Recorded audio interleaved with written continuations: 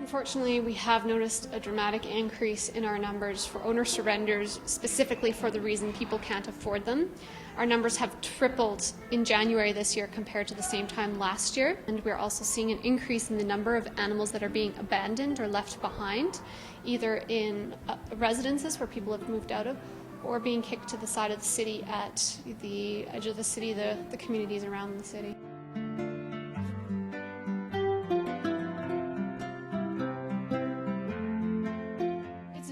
Difficult for an animal that's lived with its person its whole life, especially cats that have not left the house or the apartment. For them to come here with all the sights, the sounds, the smells, it can be quite overwhelming for them, and it's often they get quite depressed that they have to leave their owners. It's very hard on the owners that have to surrender them, and it's very hard on the animals that have to be surrendered. They're animals that get brought in by our peace officers or other surrounding animal bylaw services.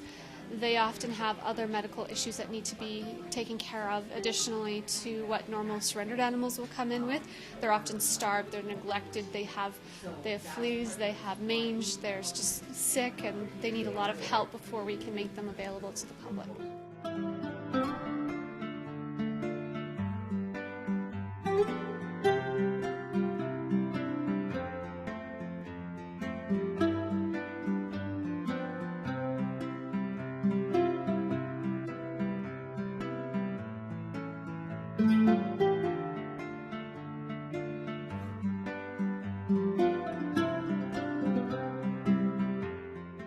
A wonderful bunch of dog walker volunteers that come, and the dogs usually get walked about twice a day, which is fantastic.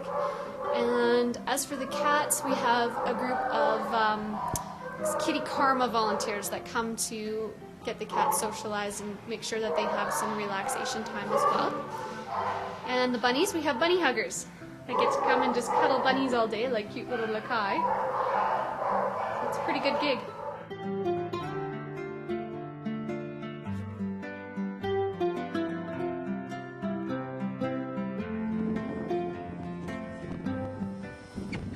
What a Scooby kisses. Yeah. Scooby some kisses. I come here to work with them every day. I was supposed to be here Tuesdays and Fridays, and Dobson wasn't getting adopted, and I fell in love with him, so I came in to work with him every day. So I'm here for usually 2 hours every single day just for Dobson. But he's come a long way, and he's really a sweet dog, so he needs a home. Right, Dobbs?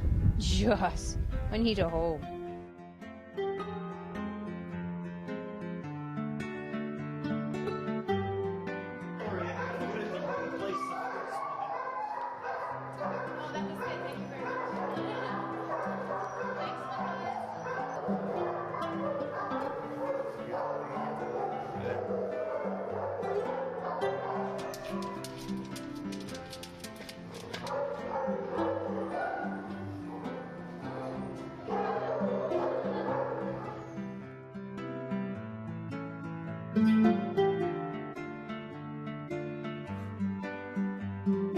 I think he hasn't been adopted because he's been here a long time and he's starting to rush the glass in his kennel. So when people look in, he barks and lunges at the glass, and it doesn't make him look very nice.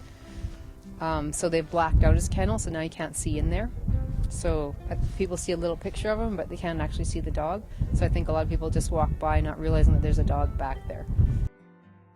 And he has got to be out of the kennel so you can see how he is, because how he is in the kennel is not how he is out here.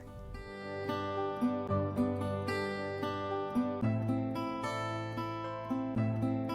sits down and starts sliding. His back end slides out. Sit.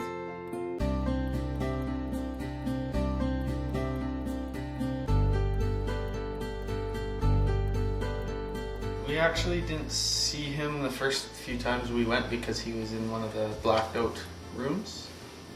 And we were actually looking at another dog who clearly wasn't going to be a very good fit for us.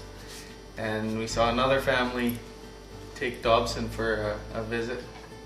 And that's when we saw him, and so we made sure the other family wasn't going to take him before we went and had a visit. Ready? Ready? Ready? He's just a big suck. He always wants to be near you and licking, and he's good. He likes to go everywhere. He's a good car dog.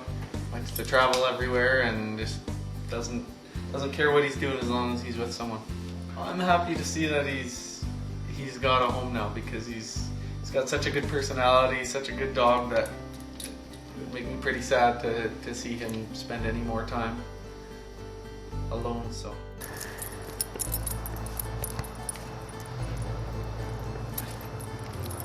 Smelled everything, you're complete?